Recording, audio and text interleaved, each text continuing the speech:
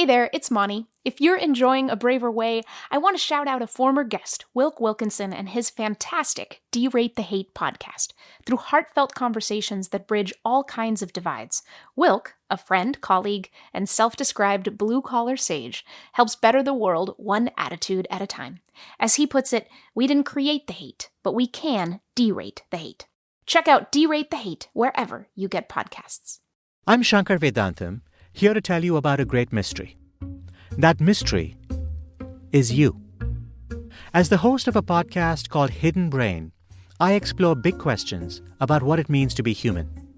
Questions like, where do our emotions come from? Why do so many of us feel overwhelmed by modern life?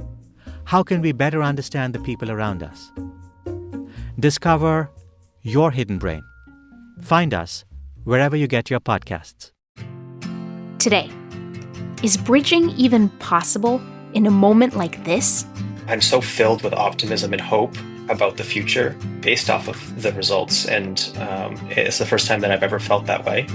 When the two sides are seeing things so differently and navigating such wildly different emotions? My mother said, after the ERA, the Equal Rights Amendment, failed, Gloria Steinem said, "I feel like I have no country." And my mom said, "Yeah, I feel like I have no country." In our second ever Ask Me Anything episode, we're about to find out.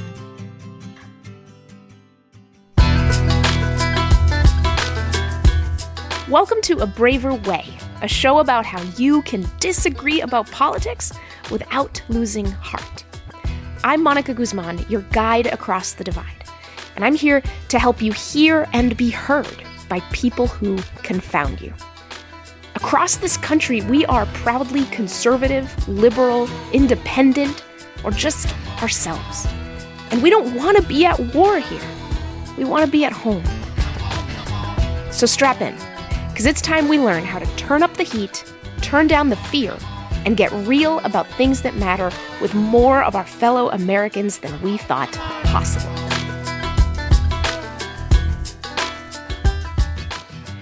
Hey everyone. Welcome to life after the 2024 election. Reactions have been all over the map. Some of you wanted this result with all your heart. You woke up November 6th so relieved and ready. Some of you dreaded this result with every fiber of your being, and you are angry and afraid. Some of you are somewhere in the middle, caught in your own mix of curiosity, complexity, and concern. I say it in our intro every episode. A Braver Way is a show about how we can disagree about politics without losing heart. But when all our hearts are taking such wildly different rides since this election, the challenge of this whole project grows. What we're going to explore today, with your help, is how we can meet it.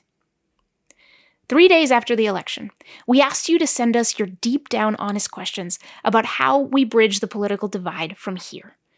I encouraged you to let her rip, bring the fire, not hold back. 400 of you responded, and the heat and heart was all there. Here's just a small sample of the questions you sent. How do I hold compassion for someone who ended my husband's employment because of our family's political views? I have a transgender 19-year-old grandson. The transition brought him peace. Do we need to leave the country to keep him safe? How do we discuss the truth when we're told the truth is misinformation? How do I reconcile with my mom when I feel like she voted against the safety of her children? How do I even speak with someone who hates half the country that much? How do I go forward in peace myself when so many people I care about are hurting? How does anybody still believe we can reason together at this point?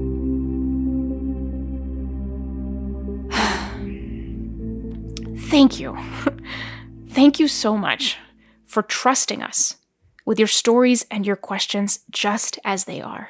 We pored over them and shared a pretty profound handful, different ones than you just heard here, with 4 brilliant people who run the gamut on their politics. In a moment, they will join me for this special Ask Me Anything episode to try and offer something like answers. The first person you know very well, April Lawson, the red to my blue and designer of game-changing debates on super tough issues, joins me pretty regularly on this podcast, most recently on our Election Survival Guide episode. If you're waking up to a world that wasn't the world you wanted, right? It wasn't the world you were trying to choose, I think giving yourself grace for that period of time is good. The trick is you will make a choice about which future you're going to be part of. And so own that, take it, and frankly, make the right one. Next up is Angel Eduardo.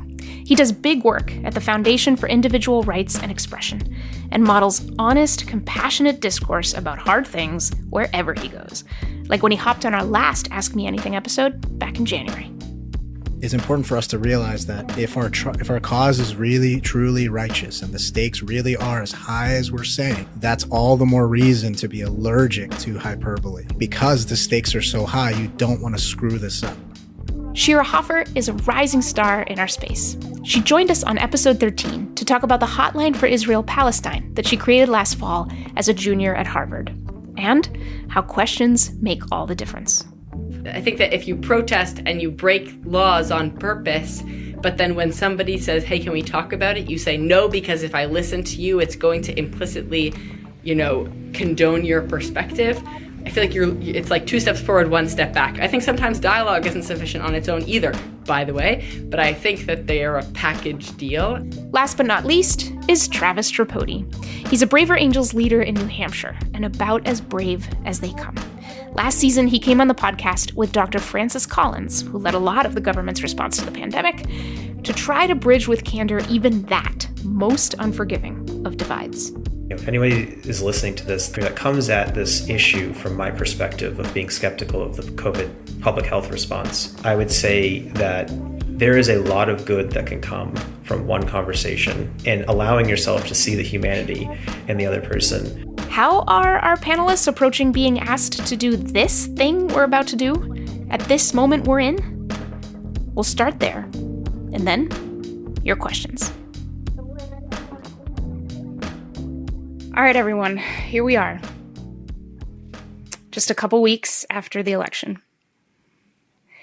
So given everything that's going on out there, everything you're seeing in the country, and given the power of the questions that have come in with so many different perspectives and passions, how are each of us feeling about participating in this conversation today? April, why don't you kick us off? Thanks, Moni. It's great to be with you all.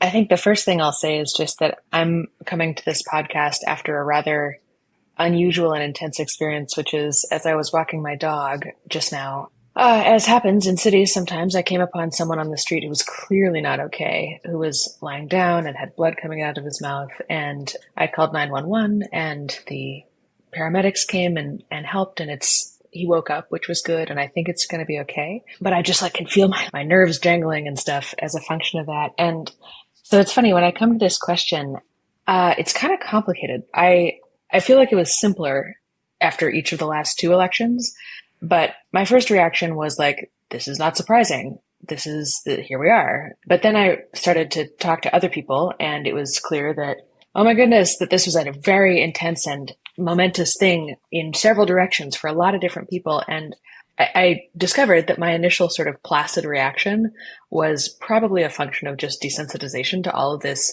coming at us all the time as bridge builders. And when I actually look, there's a lot there. I feel very happy about some things, very sad about some things. So with regard to this conversation, though, I'm very happy to be here. And when I look at America, I feel like it's kind of like that fellow on the street where we just need help. And so I am bringing that here with a hope to help. That's something that we say can help. Wow. Thank you, April. Angel, how are you feeling? It might this might come off the wrong way, but I feel really, really, really good about being here and talking to everybody. And I think part of it is because it gives me something constructive to do.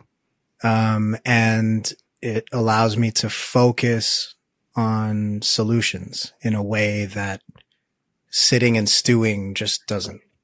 The election didn't go the way that I would have preferred, but the funny thing about it actually is that I was kind of dreading it no matter what. I saw myself as being at the crossroads of, like I'm looking at this box and is the cat going to be dead or alive when I open it? And kind of either way, I'm going to have to deal with something.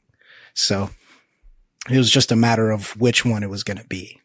I had a preference for which one, but at the end of the day, really, like, no matter how it turned out, there was going to be a in my view, very strong culture war response. There was going to be an equal and opposite reaction to whatever it was that ended up happening. Mm. So I was kind of bracing myself no matter what. And that's where we're at. Thank you.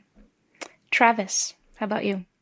Yeah, I am, I guess, conflicted because I spent the past week in kind of like disbelief. Well, like on one side, it was disbelief because I genuinely wasn't sure that voting worked anymore. But also disbelief because, I'm so filled with optimism and hope about the future based off of the results. And I have this feeling that I'm unfamiliar with because I've lived in this country and been involved with, political conversations for the past 20 years. And it's the first time that I've ever felt that way.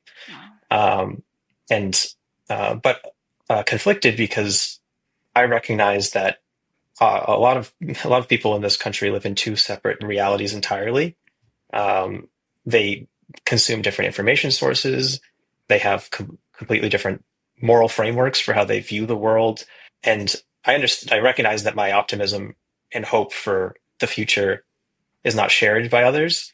And I'm a little bit hesitant or skeptical to participate just because I want that to come off not as callous and uncaring, but I want people to share in that optimism and hope with me. And I'm hoping to be able to communicate that and not come off in a way that kind of like doubles down on that callousness. And so, yeah, that's how I'm feeling right now. So I'm cautiously optimistic about this conversation, but let's see how it goes. Thank you, Travis. Shira, how are you feeling?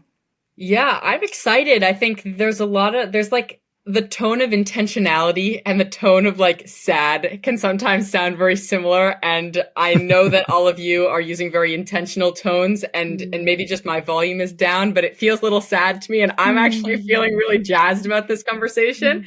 I have a lot of hope so I'm a college student and so I don't spend a lot of time with bridge builders. I run a nonprofit remotely from my dorm room. And so I spend a lot of virtual time with bridge builders, but not always on the phone. So I'm just excited to be in the room with all of you. And April, I'm really glad that you said what you did about feeling maybe desensitized. I think that's a good word. I feel like most of the people around me were kind of freaking out in one way or another, whether freaking out excited or freaking out terrified. And I was just I felt like I was I've been feeling like I've been speaking out of both sides of my mouth, that when people are like, this is the worst thing ever, I'll be like, well, here's why it's not going to be so bad. And when people are like, actually, it's totally fine, I'll be like, well, yeah, but here are some really scary things. So I think that there's this funny, like, in-between space where I think there is a lot of hope and there is a lot of fear at the same time. And I'm not really sure how I actually feel because I spend so much time facilitating conversations and helping people see nuance that sometimes it's hard to know actually what I personally think. But I'm excited to explore that and the feelings and thoughts of others through this conversation. Thank you, Shira. So I guess that leaves me. I exhaled a bit each time that you all took a turn. I did. I've talked in the past about how this election has felt as we've come up to the day, like a collective inhale that then holds its breath. And I thought that we were going to be holding our breath for a while. And instead, the result came quickly. And so that was a big surprise to me. And what followed was experiencing the waves of emotion out there. I guess I heard someone the other day talk about, might there be a bridge building bubble? We've talked about the desensitization, those of us who've been working on this. And so I've been afraid that my relative steadiness comes off as callous. So I've been nervous about this conversation. People sent in a lot of questions. And the extraordinary feeling that I had from that was, boy, that's a lot of trust. And also, boy, that's a lot of pressure, you know? I don't think there's that many spaces out there that are trying to invite something truly pluralistic. I think we're trying to build those spaces. I'm not saying we've succeeded here, but I think they're rare enough that I'm nervous. With that, and trying not to sound too sad, Shira, trying not to sound too sad at all,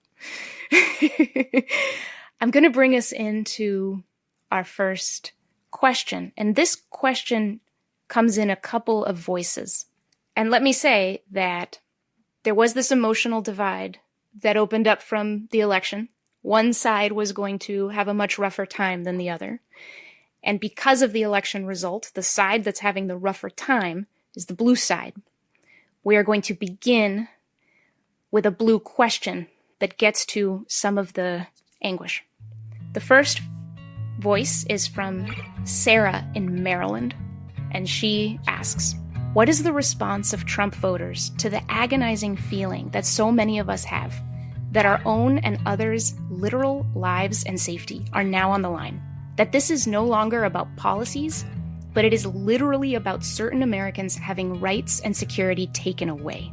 Do Trump voters really want to see a world in which our neighbors who are not white, straight males are punished for who they are? Bottom line, do these Trump voters actually wish the rest of us harm?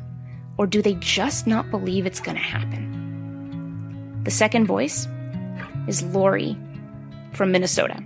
How can we who didn't support Trump or anything he says feel welcome moving forward together with him to even find common ground? I don't see or hear anything from him that would welcome the input, perspective, or opinions of anyone who thinks differently than he. I struggle because I can't understand how kind, rational people can support his hate-filled rhetoric designed to alienate and divide. How do I do that? Okay. Travis, you want to kick us off? Oh, thanks. That's a lovely one to start with. So I think, there's obviously a lot of feeling and emotion in that question, but I think it's a really good example of what I was talking about living in two different realities. Because I'll say, I guess, as somebody who voted for Trump, that no, I don't want any of those things. I don't want to take away anybody's rights. I don't wish harm on anybody. I also don't believe that the administration that we just elected wants that either.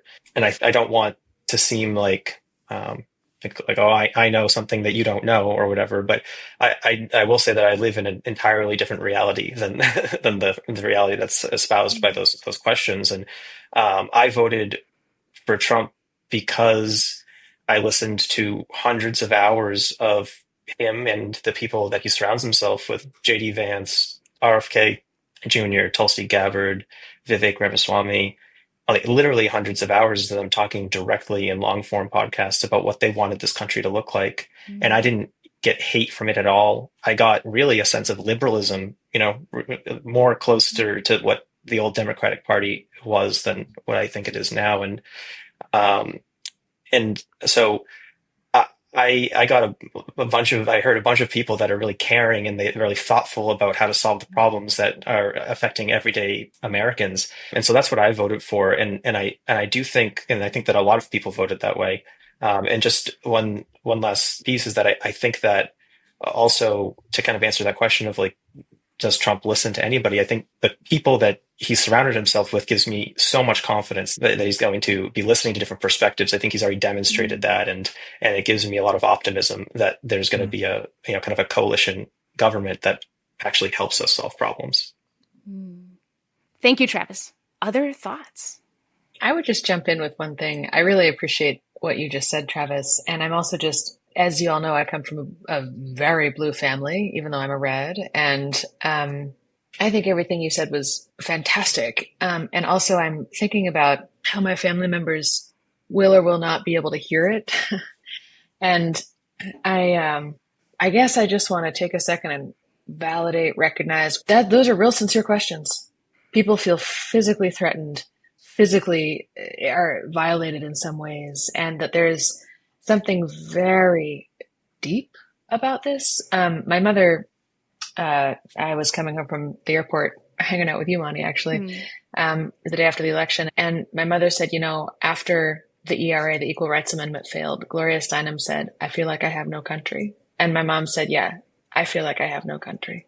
And so I just want to acknowledge that. And it is a huge, huge experience. And then by the same token, I talked to lots of people on the right who absolutely do not want to create that. That is not what they're for.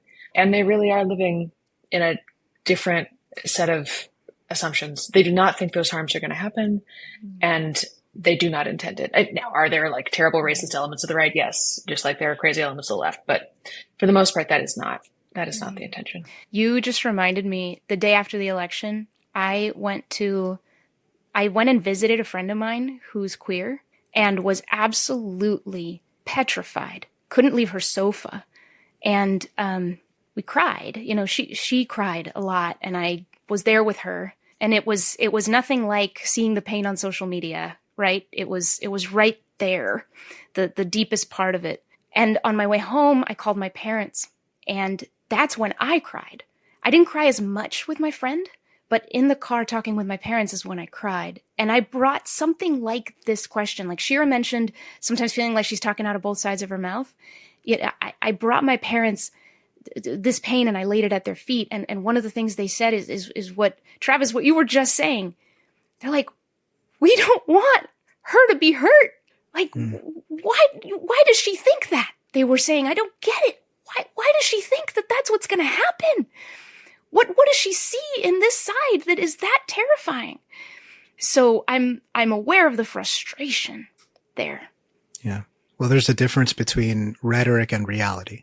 And I think we need to flag that, because I get the sense that a lot of these questions are going to be about where people are living with respect to that divide, right? And the rhetoric is really, really loud. So people can be forgiven for feeling the way they're feeling about all this stuff. And, there are people in my life who feel extremely one way or the other. I know people on either end who are just jubilant. They're parading in the streets right now thinking democracy is saved. And there are other people who think this is the end of everything. But they can be forgiven for that, because there are avenues or arenas for information, for informing ourselves, is extreme by design. It's unnuanced by design. And then the loudest people are the ones who are going to say, "Yeah, actually, I do want you to suffer because it benefits me in the short term." So, that's part of the mire that we need to wade through here. The animosity that people sense from the right, I want to recognize that it's a very real thing, like the anger and those feelings. And I just think it's what I think might be helpful is to understand that it's not towards the people that vote blue or Democrat. It's towards things like the legacy media or the giant bureaucratic state that's corrupt. It's towards these things that are not the voters. And I think that we don't do a very good job at drawing that distinction. And I think that a lot of the fear that is felt from the other side is because of that ambiguity as to where that anger and hatred is coming from. It is there, but it's directed up, towards to the powers that be. It's not directed across to the other side of the aisle. This season, we are proud to be partnering with two fantastic media organizations to help us reach more listeners like you. KUOW is Seattle's NPR affiliate station, founded with the idea that everyone should have free access to honest, fact-checked information. Deseret News is a multi-platform newspaper based in Salt Lake City, committed to providing thoughtful reporting and insightful commentary from the Intermountain West. Help us by helping them. Learn how at kuow.org/brave or deseret.com/subscribe. Thank you, Deseret News and KUOW, for helping us create bridges between communities and a Braver Way listeners everywhere. At its core, Braver Angels is a grassroots movement fueled by everyday Americans volunteering in their local communities. If you are ready to help advance the Braver Angels mission of bridging the partisan divide and strengthening our democratic republic, join your local alliance. No matter where they are in the country, Braver Angels alliances have a red-blue balance in their leadership and strive toward a red-blue balance in their membership. They host workshops and debates, empower new members, and design their own events and programs too. You can learn more about joining an alliance and find your local alliance leadership at braverangels.org/alliances. So from the blue, reaction and fear, very real fear, and concerns about the results of the election. And since the results of the election, we're going to move to red fears and concerns. So these are 3 voices, and we're going to start with Kimberly from Virginia. What do our blue friends and family need to hear to lower their anxiety? I know after January 6th, I asked this question of my blue and purple friends, and they told me to bring up January 6th myself and agree that this event was not good. This would lower a blue's anxiety immediately and help bring them to a listening posture. What elephant do I need to address now? Second voice is from Corinne in Arizona. Can blues start listening to reds explaining the actual truths to them about Trump and our side, as opposed to the crap they hear and believe from lying sources? And the third voice is from Sandra in Maine. I'm a conservative who voted for Trump, but I am not basking in joy and relief. Based on what the Kamala team was saying, my adult sons think that I am a fascist, racist, etc. They say our relationship will change because Donald Trump won. I am not smiling, but I'm bruised and hurt. How do we bridge that one? So I'm going to kick off this one. And something that I see in all 3 of these is a version of, what do I need to say to be seen as unmonstrous? Why do I have to hide? Why am I judged and not asked? I'm reminded too, a couple weeks ago, I was at a university in California, and after my talk, a freshman student came up to me and kind of in a hushed tone told me that she was conservative and voted conservative in the election, and that she had been reading articles about how dangerous the left is the way she put it. And that she talked to her father, and her father said, don't tell them at college that you're conservative. Tell them you're centrist. That way, they won't dismiss you, judge you, think you're horrible. So I thought about that. In these questions, I also thought about many of the questions that we got from Reds seemed to be about navigating blue anxiety in one way or the other. And that's just something I noticed. Now to try to address it, Corinne said, can blues listen to us explain how we see Trump? And the answer that I come to is, yes, it's possible, but not while they are red alert scared about the bad that they see in that side. There is something about the monstrousness that blues see that, look, let me own it, that I sometimes see. I need to own that.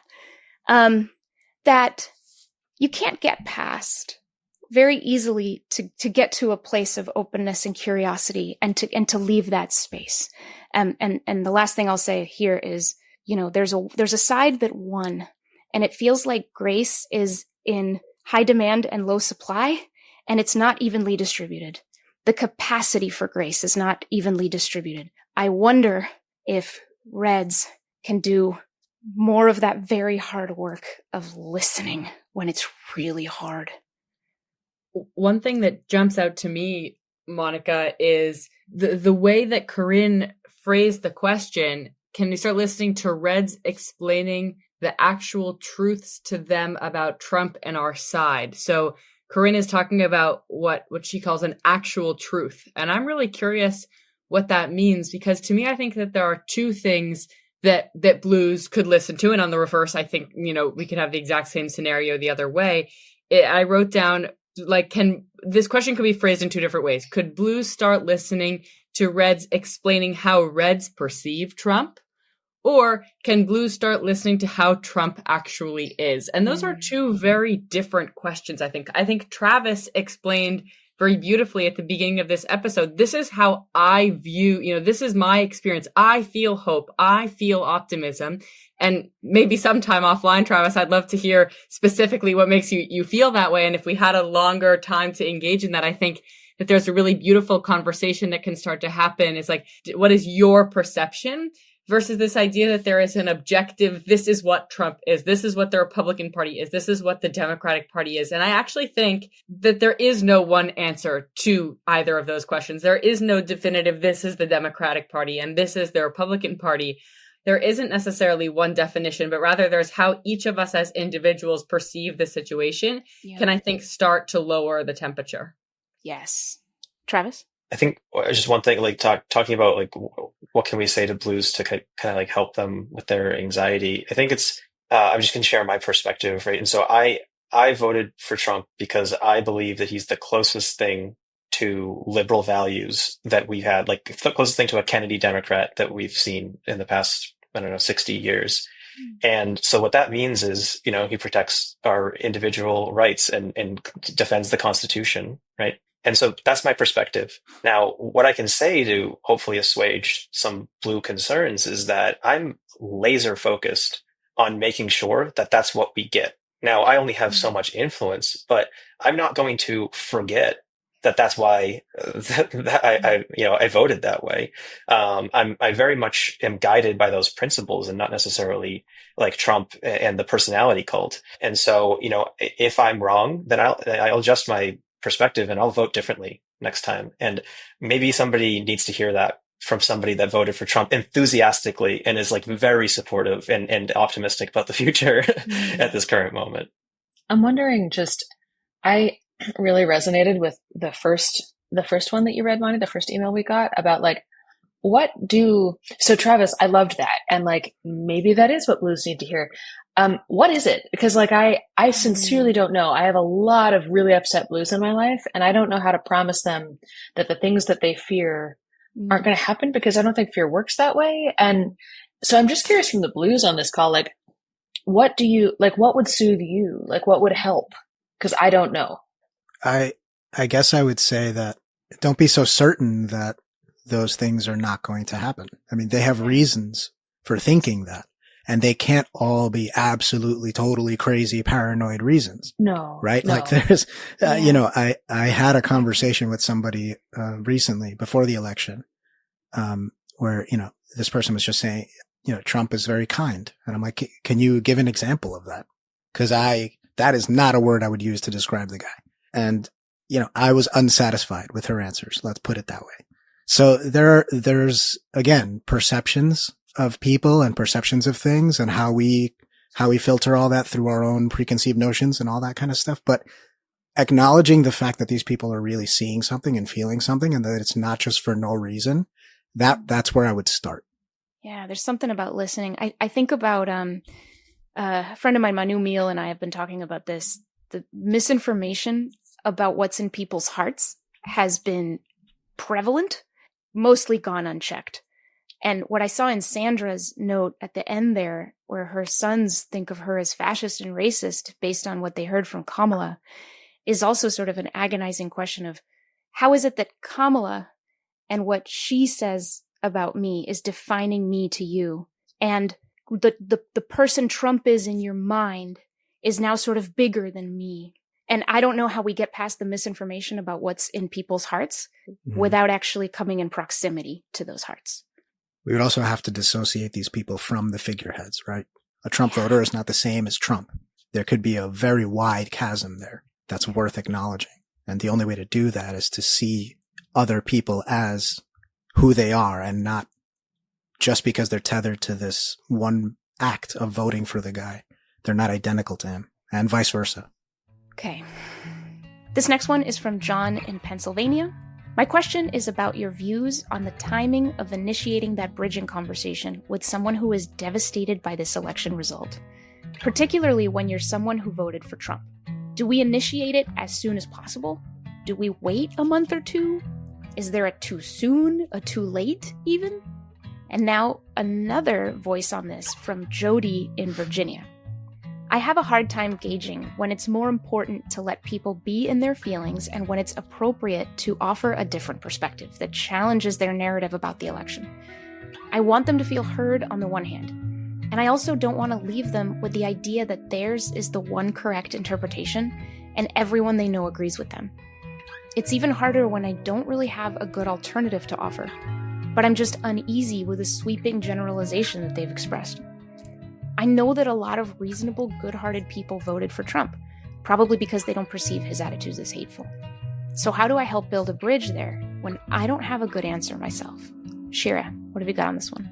These are amazing questions, and the first thing that I think is remarkable is I'm sure there were others like this, that the folks on both sides are wondering how we can bridge this divide. And I think if there's one takeaway from this question for me, it's that there's a desire on both sides to connect and to build those bridges. And sometimes when we're in echo chambers of our own sides, it can feel like there's no way those people, right, with whom we don't have contact or we're not in proximity want to talk to us or want to understand us. But this set of questions actually demonstrates that there is that desire on both sides. And I think that's really important to just acknowledge. Mm-hmm.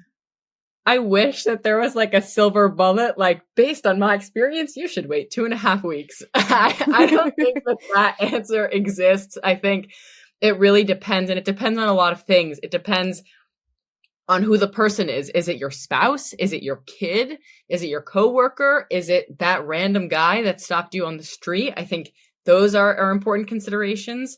Another consideration is, what is the moment? Is it, one person is sitting on the couch crying and you're like, let me offer another perspective, versus someone opens the conversation with, one thing I'm really intellectually curious about, which is probably not how anyone's going to start a conversation, but if that's the vibe you're getting, right, that's a different consideration. I think that there are two touch points that jump to my mind. One of them is, what is the goal of your engagement? And the second is, how are you doing it? So there's a dialogue and a debate, which we're familiar with, but there's also a third type of conversation called a diatribe, where one person is having a dialogue and at the same time, the other person is having a debate. That is a recipe for failure. So one question is, what is the goal? Is the goal to debate? Is it to understand? Am I here to comfort you? Am I here to offer a different perspective? And one thing you can do is say, I've just heard you say all of these things and I validate them. What would be helpful from me? What do you want to hear from this conversation? It might feel really awkward, but it's a great, tool. What if, okay, so I love that answer, but I'm curious, like, if the other person seems to be lost in their own fear. And Angel, I just want to say, I absolutely hear you that like the place to start is realizing that people are probably scared for a reason. Absolutely. Absolutely. I just wonder if there's a point after which letting them continue to spin in their fear is actually not helpful. And like, it would be better to try to bring them back. But I don't want to invalidate things. Like how do I know?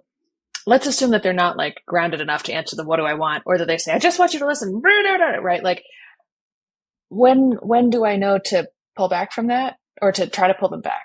My instinct is to plant the seed and open the door. Let's mix those metaphors, right? Like it's to say, I really do want to hear what is going on. I really want to hear how you feel and what you think about this. Even if I don't agree with you, even if I'm coming from a different place, I really want to hear it. And I really want you to know that I care about you and that I want to figure out some way for us to reach an understanding that transcends this. Because I think that's the bigger thing here, right? Like there are people in my life who I'm not sure how they voted, but if it turns out that they voted differently than me, I would think they're wrong and I would argue about that. But there would be this baseline underneath of, I've known you for 20 years and I love you. So this one thing is not going to shatter all of that. I think we need to rebuild a lot of that stuff. I think a lot of people's relationships seem contingent upon this one thing. And if that one thing goes wrong, then there's nothing left. So what I would do, to get back to your question, is just to say something to that effect of, remind them that there is a baseline. Remind them that there's something beyond this and beneath it that's stronger than that. I've sensed myself coming back to this theme of, I just think that the only immediate response to fear is listening with a groundedness of caring. It's the only immediate response. So April, you asked, but isn't there a point beyond which it just gets so harmful and you need to say something? And I do think so, but I think the cue comes from the other person. It can't be created by you. And so the cue that I'm going to offer, because I experienced it the day after the election with a couple of my friends, is when they ask you a question, or when they ask the universe a question. I remember a time years ago after it was in the 2020 election, Reds had lost. And I went to Sherman County, Oregon. I know wonderful people there, farmers, conservatives. And I talked with one of them, and we ended up having like a 3.5-hour conversation. And there was a point where he said, we were talking about, the riots and the protests in 2020 in the summer, and this is madness, right? And he said, why would someone want to destroy their own downtown? And what I heard in that question was an opening. Like I had been listening and asking questions to understand. And when I got to that, that's when I said, I've talked with a lot of folks who could, like, I think I have a response for that question if you want to hear it. And he kind of relaxed and he was like, okay. And then I brought in a different perspective that to me is certainly calming in theory, right? If that's kind of like, there's mad people in cities destroying everything that matters, what's happening. And so I experienced that calming kind of from the other direction. And so that's what I think is the cue. Listen for those confounded questions. Gently come in and say, are you open to hearing something about that? Actually, I think that's your. And ask permission. Exactly. Like, do you want this or not? Yes. Oh, but I think that works. Yeah. But also, sorry to jump in again, but agree everywhere you can, right? So say more about that. Anytime you hear something, you go, oh, actually, I'm worried about that too. Or yeah, I would agree that would be terrible. That would be a terrible eventuality. I don't want that either, because you're actively opposing this perception that it's all or nothing. Before we move on, I wanted to check. Travis, did you have anything that you wanted to add here? Oh, not really, because I easily could have been somebody asking that question. Could have been one of the people you included. I would say, though, that like from my perspective, it's about what we prioritize in these conversations. And if we prioritize winning, then we're all going to lose. If we prioritize maintaining that relationship and continuing to foster and build it into the future, then that's going to be what we're focused on, and our behavior will be driven by that. And so whenever we want to have those conversations, just I think it'd be helpful to do a little bit of reflection as to what we're looking for out of them before we do. Okay, so from the how and when exactly do we do this, we're moving back to some passions from Reds and Blues, and this time more focus on anger. So our first voice is from Terry in Pennsylvania. This country just elected a convicted felon, pathological liar, malignant narcissist to occupy the seat behind the seal of the United States of America. He demands loyalty, threatens revenge, and sows hatred and division. How can we even dialogue with his followers? Our second voice on this comes from a different perspective. Elizabeth in Oregon writes, how do we move forward when there are so many Blues insisting that we are stupid to have voted the way we did and won? Most people I speak with are not braver angels, and even some who are so angry that conversation means enduring their wrath. April. Yeah, well, I think that this is another big thing that's going on. And Travis, I'll be super curious what you think about the second piece, especially about, because honestly, in my experience, blues are really angry, and not just hurt, not just scared, really, really angry. And it's frankly pretty hard to sit there and listen to a fire hose of that ad infinitum, especially if it doesn't feel like it's going to end, doesn't feel like it's really about you. Like, that's hard. So I basically think that I just want to acknowledge that. And Travis, I'm going to kick that to you in a second. Like, how do we handle that? The other thing I want to offer, though, to the point about to the blues question is, about like, we just elected the pathological liar, et cetera, is I guess I just want to say that there is room for hardness in this whole question too, not just empathy, but actually saying, my phrasing would be like moral seriousness. Like, all right, so yeah, you've got grievances, they've got grievances, but like, we just elected, like, somebody's got to take responsibility for this somewhere. And I guess what I would say is, I would go back to who are you angry at, and what is the right way to direct that anger?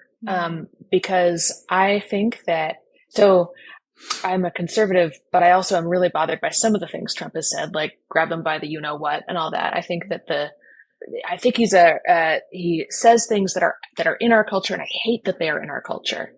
And what I feel about that, though, is that it's not like everybody around me who voted for Trump, like, wants to invoke that stuff.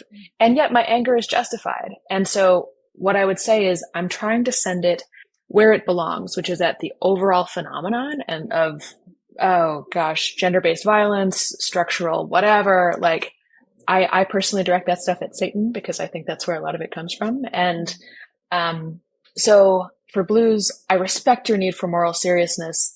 Think carefully about where you're directing that anger. And for reds, I would say it is appropriate to ask people to take responsibility in both directions here. And there's only so much anger that you need to expose yourself to at any one time. But Travis, I'm super curious what you would say about the anger piece, because I bet you've gotten those tirades also. Well, it's actually, I don't experience really. well, good. Yeah, I don't really surround myself with people that have that different of an opinion than I do. So I don't actually share that experience. But I guess I would say that the way that I would approach any conversation like that is just to be. I like to, on my best days, I like to use the Socratic method, which is just to ask questions and be like, did you come to that? Right. I would just briefly though, on the topic of, the convicted felon, the pathological liar, the narcissist, I will say that those are not givens. Like those are not definite. Those are not facts. Those are perspectives. And I think that, like just somebody coming from my perspective looks at it and says, okay, these are things that have been manipulated heavily by the media. And so it's not as if like we're both coming into the conversation thinking those things are true. And now I'm arguing that it's okay that a president is like that. I'm kind of like not agreeing with your priors, And so I just think I just felt like I wanted to say that about the framing of the question, but anyways, I'll leave it there. I had a thought and then I got caught on what Travis said, and now I'm not sure which thought to share. I guess briefly, one is like, my organization leans into the role of curiosity for a reason. There are neurological, cognitive, social, and moral factors that make it really, really hard to have conversations across differences. And I would not say that curiosity is a silver bullet, but I would say it is pretty freaking close. That, and one tool that I really like is ask questions they didn't see coming. Instead of saying, it's great to say, tell me more about, are you saying this? I'm curious to learn. All of that is great. But what about like, if someone says, well, I think that Trump is a narcissist, what does narcissism mean to you? Is a question that people aren't going to see coming. Instead of like, why do you think he's a narcissist? That's going to let them keep going on that tirade. So what questions can you come up with that are both curious and a little bit more interesting? Like, I challenge you to come up with a question that's a little more interesting that will surprise people, because that element of surprise and curiosity mixed together can really move a conversation from anger to curiosity. I want to ask though, so I think that's a great tactic, Shira, and I love it. I just want to ask the other question too, particularly to you and Angel, because you and Moni, all of you, but just to the non-reds on this call, what about the moral seriousness piece? We're talking a lot about how do we defuse things, but what if there are things that shouldn't be diffused? How do we deal with that sense? Maybe that's just acknowledgement. Like what I got stuck on that Travis said was that, it's a manipulation of the media to say that Trump is a pathological liar or a narcissist. Another way that somebody might view that is to say, well, Trump made this statement. It wasn't an edited piece. It was something that he actually said. And I perceived it based on my understanding of narcissism as narcissistic. So I think there are different ways to see these things, whether it's a manipulation of the media or somebody's lived experience or the way that they perceive something that's been said. I think acknowledging, and we've been saying this a lot, like acknowledging the weight of somebody's feelings, even if we disagree with it, I think is a great first step in the moral seriousness aspect of these conversations. I feel like maybe this is the time, right, for the reminder that of course people can and should walk away from a conversation where it's burning up. Get out of there. Get out of there. If it's not feeling right, get out. Come back later if you can. This is going to be a really rough road, especially in the proximity of the timing of the election. The other thing I did want to say is I wonder if there's room for concessions here. Because even throughout this conversation, I've wondered about that. Is there room, and I'm gonna take a risk and start to articulate things that maybe are wrong, okay? So correct me if I'm wrong. Is there room for a red to concede that some of the policies as worded or as talked about at the highest rhetoric on the right could put people in danger? Is that possible to concede? Is it possible to concede, on from the blue side, that the blue side really has made like monstrous judgments of lots of people without even asking or checking, and that people have been diminished and set aside and relationships broken out of this, I don't know. Is there room? Can we concede some of these things? And can concessions take the diffusion out of anger, not just trying to get us out of the emotion of anger by, let me hear what you're angry about. No. Like, we've got to get to the substance, right? Right? Isn't that what everybody wants? Anyone want to throw in on that? Not only can there be, I think there is, and there must be. That is the number one thing I think everyone should take away from this, is your side's not perfect. Your guy's not perfect. And to the extent that you can acknowledge the imperfections, you will be doing a service to everything and everyone, including yourself, because this is not easy. This is not all gravy. It's not perfect. Like the white knight didn't win. That's not how it works. They're either, and I was thinking this before the election. So in either way, no matter how it shook out, I would be saying the same thing right now. And the white knight didn't lose either. I don't know. It's like, can we look at it both ways? Yes, exactly. But again, that sounds like we're just coming back to the middle again. That's not, like, Travis, I'm remembering what you said at the beginning, like, let's not try to sound crass. Yeah. What are you thinking? I would say, I think that concessions are absolutely important. I tried to talk about that a little bit, like when I was saying all right, well, this is why I voted for Trump. If he doesn't do it, then I'm going to concede that those are bad points, and we should try and stop that from happening. Right. But I just want to speak to something that I just think is important, or from my perspective, and I want to bring it back to my perspective. But there are a lot of people that share that perspective on the right, that nobody is like perceiving information directly. Like it's very difficult to separate yourself from the cloud of how you're getting your information. And so whenever nobody's like reading bills, maybe some people are, but generally you have a congressman that tells a reporter, that tells their news organization, that the editor comes back and tells them to do something different. and then you read what that, the overall purpose of that bill is going to be. And so although I do think that there should be concessions, and absolutely, I don't necessarily think there should be concessions about things that aren't necessarily reality, because there's a media bias or cloud over I guess what is real and what is not real. And so I don't know what to do with that, but I think it's an important thing to think about. Well, we can't concede falsely. We can't concede just to soothe or fawn. We can't. That's so dishonest. But the thing is that there's a trap there, because we can say, well, yeah, I will concede an actual point, and I will concede if something is really true, but that just gives you a back door to rationalize your way out of any concession that's actually significant and that's actually real, right? If because we so badly want our narratives and our perceptions to be reality.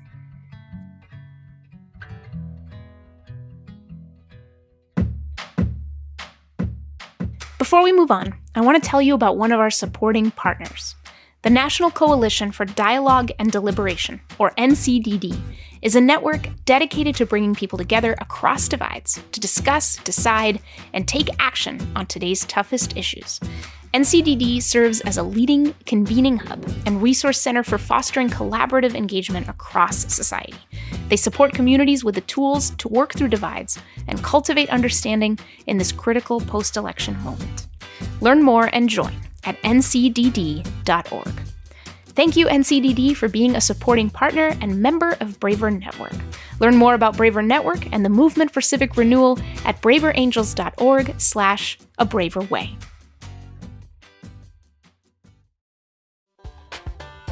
Are you interested in politics but tired of the dysfunction? Braver Politics brings together everyday Americans and the politicians who represent us for candid conversation and good, healthy conflict on the issues that matter most.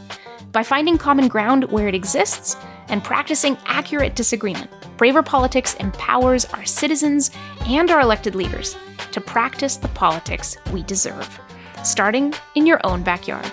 Learn more and join in at braverangels.org/politics. All right, our last question from a listener comes from Laura in North Carolina, and it's very short. And she writes, "How would Reds recognize our democracy failing? What would that look like for them?" Angel.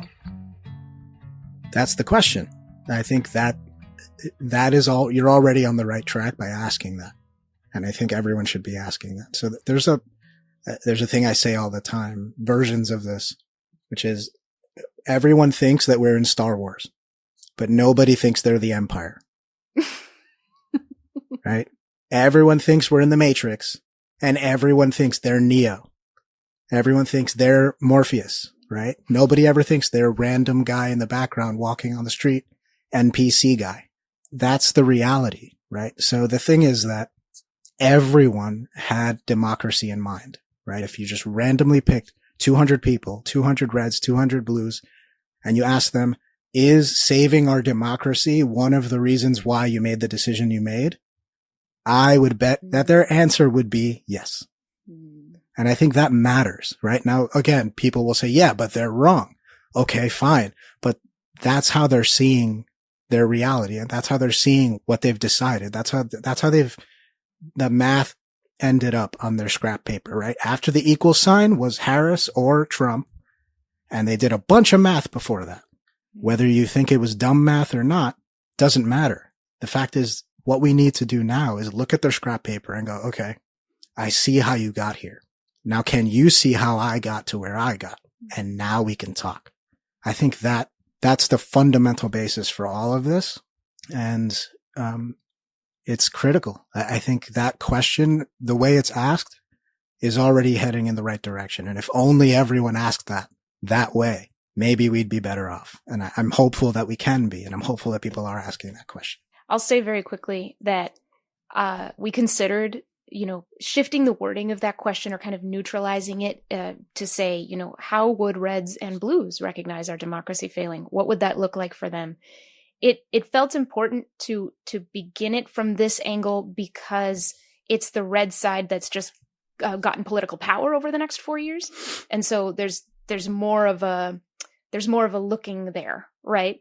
Travis, sort of to use your language before, it's like they're looking up, and up at the top is going to be the red team for the next 4 years. But the question, to Angel's point, is absolutely universal. How would any of us recognize democracy failing, and what would we do about it? Yeah, I really want to answer this question. I'm not sure if I can do it in the nicest way. So I want to, if you'll excuse me being a little flippant, I'd say what it doesn't look like is a political candidate winning a popular majority in electoral college victory, flipping the House and the Senate, and getting a mandate to lead. That's not what democracy failing looks like. And I think that a lot of people on the left are perceiving the end of democracy, whereas it's literally democracy that is like given Trump power. And so anyways, I apologize if that came off a little bit aggressive, but I do think that that's something to keep in mind. But I think also, to answer that question directly, to me, what it looks like is continuing to cede power to unelected bureaucrats and officials that are there for life and that have agendas of their own that do not respond to the will of the people. And to me, that's why I voted for this administration, is that I'm hoping that they can do something about that. I think it's the number one problem and threat to our democracy. And I think that it has pervaded for 60 years or maybe 100 years. And I would argue that in some ways we don't even have one right now. And this is our chance at potentially getting it back. And just side note is we have a constitutional republic, not a democracy. And I tend to itch at that a little bit because our founders really were concerned with the tyranny of the majority. And so some policies do direct us more towards democracy and away from that. And I would say that that's a potential loss as well, anything that moves us closer to a complete democracy and away from that representative government that we have. I think it's important here, though, to point out the obvious counterfactual. Like, there are probably a bunch of people listening to this right now kind of screaming at their headphones or their phones or their speakers or whatever and saying democracy failing looks like something like granting power once again to someone who abused it the first time around, would not concede defeat the first time around, did not commit to a peaceful transfer of power the first time around, and up until literally right now still hadn't done that and may not have done that if the election turned out differently, and that is a foundation of our republic that is worth preserving and worth voting against him for. Right? So that's the point. The point is that it can be flipped in either direction. And the only way we're going to get through this is understanding both what you said, Travis, but also what I just said, which echoes the sentiment of many, many people. And it is not unreasonable. I agree that with the last thing you said, Angel, that we've got to understand both sides of this. And I would say, though, that just to give so Travis, I loved what you said early on today about how you voted for someone who will protect the Constitution and our rights, and you're laser focused on whether that happens. I think that so for me as a red, what democracy failing looks like is, so people say Trump is about actions or he's about words. Angel, this is why I was going to push you earlier on rhetoric versus not, because I think that there's a valid point that what the president says is not inconsequential, right? But, when I look at the other people around him, I am not generally seeing sincere authoritarian intent. And I'm paying a lot of attention to that. If I saw everybody around him, if I saw, I don't know, Marco Rubio and all those folks also saying, we're going to go after our political enemies and they are the people in Congress or whatever. If I saw them saying that too, I would be much more concerned. But I think the Republican Party is still committed to the constitutional republic. And so that's one of the things I'm watching. I guess if I can just jump in really quickly, I think that, and we've been talking about bridge building, and in particular in bridge building, I think words do matter, and that it feels a little bit like, and here I'm revealing my hand a little bit, but it feels a little bit like a slippery slope to say, well, the president is saying all of these things, which I don't really like, but the people around him are willing to uphold the government. Well, it strikes me that it worries me that the president himself, to me, that's a step too far, is if the president himself is saying those things. I agree. There's a lot of things that I respect about the Republican Party, and that I respect about a lot of the people who are, who will be members of our new administration. But I think that maybe words matter to different degrees or in different ways to different people, which I think is a really interesting phenomenon when we're thinking about bridge building, when we're thinking about relationships, when we're thinking about role models. And I keep coming back to the distinction that we seem to be drawing here is does it matter what's being said or what's actually happening? And different people, I think, come down differently on that question. I come down in different contexts more on what's said versus what's done. In this context, I come down a little bit more on what's said. In other contexts, I think, for example, if you say something, you make a mistake, you say, I'm sorry, I didn't mean it like that, and you correct yourself, then to me, that's no harm, no foul in a lot of cases. And then sometimes there is harm. So I think it's really, really complicated, the relationship between words and actions, and just wanted to name that people view that relationship differently. I think that's, I was thinking along those same lines, Shira, and I'll share something that I'll try to couch it in the way that it sits in my mind and left an impact. But of course, I can't predict how anyone else will receive it. I have been, sitting and observing the whole thing for many years now. A lot of folks, listening know that I come from a politically divided family. I've had a lot of conversations across the red-blue divide and all of that. So for years, it's been fact checkers. I'm also a journalist. Fact checkers showing all the times that Trump speaks mistruths, straight up lies, like, the stats, it's not even true. It's not even correct. It's not even true. And then I found that evidence, a lot of evidence compelling about that, Then I saw the New York Times big one-page editorial message. And this is the newspaper that's been saying, Trump is a liar. Trump is a liar. Look at he's lied here. And their editorial message to not vote for Trump is, believe him. Believe him when he says that he's going to do this with the government. Believe him when he says he's going to deport everybody. Believe him when he says this.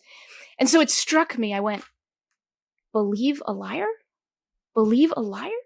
And so that divide, Shira, that you just brought up, it's like, how much stock do we put in words? And do we do it when it's convenient? And then when it's not convenient, we don't do it. Like, what is to be believed? What is to be acted upon? Can someone's entire character be summed up by the way they speak? Can someone's ability to influence, good or bad, be read on a transcript? I don't know. I have a lot of fears about that too. But I do think that there are interesting blind spots on the red side and the blue side that are somewhat cultural. And boy, what is the way of diminishing sometimes the blue side? We're a bunch of elites, right? We're a bunch of elites. And boy, we love our book reports. And we love our glossaries, and we love to make new jargon for others. And then, oh, you don't follow my jargon, you're not qualified to talk to me. That kind of thing. We put a lot of stock on words. I'll just leave it there. Interesting. I feel like that. I know we need to move on, and I'll happily let us. I think that where this leaves me is that we all need to be very attentive and we need to be engaged. Sounds so pablum. Engaged citizens, like paying a lot of attention to what actually happens, what actually is said, and let's see. I would encourage everybody that has fears or concerns right now to write them down. Really, I've seen this on social media a lot, and I'm repeating somebody else's perspective. But write them down and like go back and check them. And I would encourage the other side to do the same thing with the things they're optimistic about. And then really use it as a way to fact check what your information sources, yourself, and say, all right, well, why was I so certain this was going to happen, and then it didn't happen? And I think it would be a useful exercise for everybody to do. Okay, well, I'm going to say, like, at the end of this conversation, there's something that's kind of sticking with me a bit, and that is, April and I often on this podcast talked about the need to engage in a collective search for truth, and how important that is. So my answer to the biggest threat to our democracy is if we can't talk to each other. It's just that simple to me. I don't think that a lot of institutions or foundations can survive if that isn't strong. And it's certainly weak these days. So I echo what's been said here about the responsibility that those of us paying attention to some of these things, maybe you have more capacity for grace, for curiosity, for listening. And boy, are those things in high demand. They really are. They really, truly are. And I'm also thinking about, when it comes to the collective search for truth, that phone call I had with my mother that I shared with listeners about a little bit ago, where it was after the 2016 election. And I had no idea how excited she was about the result, because she was paying so much attention to how devastated I was. And this is so weird as a blue to say, but there's truth in people's joy too, not just in people's pain. I was inspired by what Travis said. Travis, you see a lot of hope. And I know April does too, as I read on this call. And this is, the losing side talking about the victor. But wherever we go, we're either going to get dragged along or we're going together. And I'd rather not get dragged along, and that doesn't mean I have to agree. But I don't want to be dragged. I don't want to do that. I don't want to live in a country where now every 4 years someone's getting dragged. Really? Like, I don't want to live in a country where there's misinformation about what's in people's hearts, and media is so polarized that a lot of people are just wondering what's even true anymore. Like that leads to the end of a constitutional democratic republic as well. Okay. Well, thank you all so much. I just want to say again, I said in a bunch of the emails to prepare you to help us all prepare for this. Like, y'all are badass. Y'all are brave. This is a weird moment. And I'm sure we're all going to be thinking about, oh gosh, did I make any sense? Did I say anything stupid? It sure happens to me everywhere. Did we connect? Did we say the horrible thing? And the fact that you all were willing to step into this with us for that, under that risk in this moment, speaks volumes. So thank you. Thanks to everyone. And thank you, all of you, who had the courage today to listen. People talk a lot about the guts it takes to speak up, to stand up with your own voice for your beliefs and your convictions. But you know what we don't talk anywhere near enough about? The guts it takes to hear someone else do that very same thing when their beliefs and their convictions do not match your own. In the feel-good movies I grew up watching as a kid, when the main character finally finds their courage to say the big truth to the big, unbelieving crowd, our hero's words are so stirring and perfect, and the crowd suddenly so still and well-behaved. They're transformed in an instant. They can't help but agree. They stand up one after the other. They applaud. Converts, all of them. How amazing. And how completely unreal. In real life, listening when you don't agree can mean going to battle with yourself. Chances are good that something you heard in this episode, maybe many somethings, crash-landed with you, stirred you up. Maybe you did yell at the speaker, like Angel was saying. But if listening was bumpy and you made it this far, not just this episode, by the way, but this whole roller coaster of a season, I hope you know that the thing you just did was not just hearing a podcast. It was practice. It was building something. What will you do with it now? How will you respond when politics comes up over the holidays? Or when you choose to bring it up and someone reacts in their own way? How will you receive the people around you who are genuinely angry or joyful or afraid or relieved about what changed on November 5th? How about the people who aren't around you, but you cross paths with on social media or hear about on the news? Or when it's you who messes up, says the wrong thing, fails to say the right thing, or has no idea what to do? Will you judge? Or will you wonder?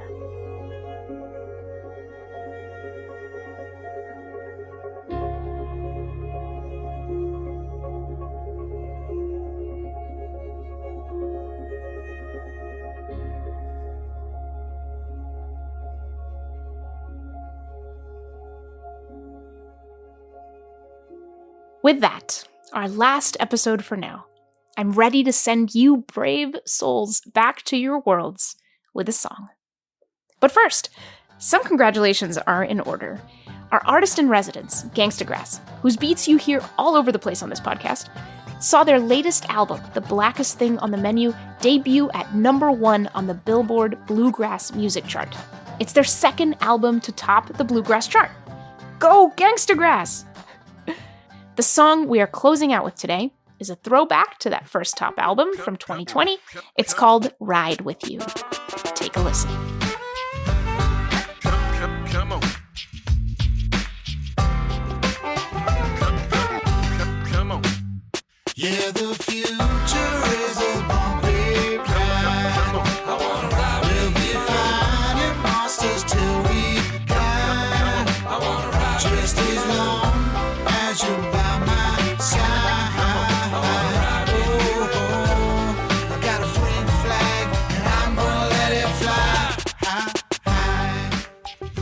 Thanks everyone so much for joining us on A Braver Way.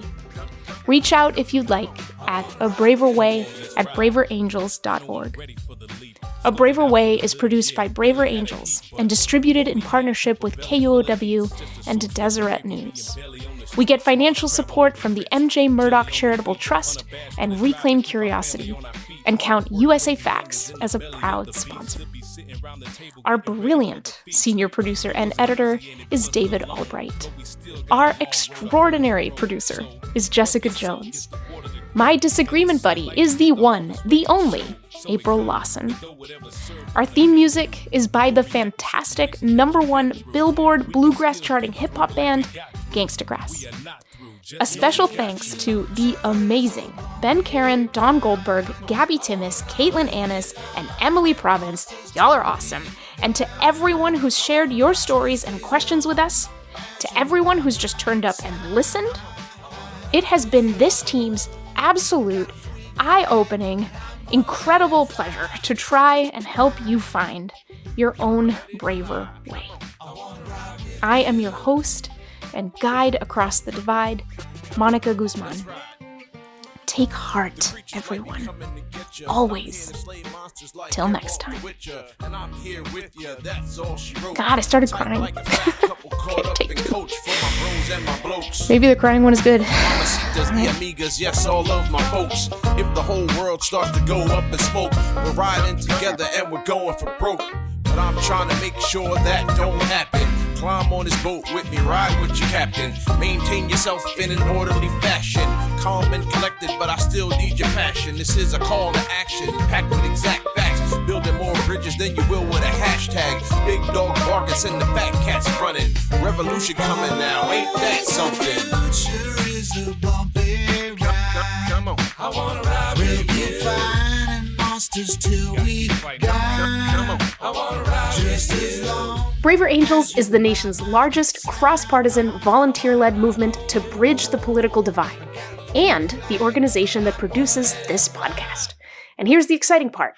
You can join us in our mission to overcome toxic polarization and strengthen our democratic republic. Head to braverangels.org/join to become a member and support our growing movement. And let them know that A Braver Way sent you. Come on. I wanna ride with you.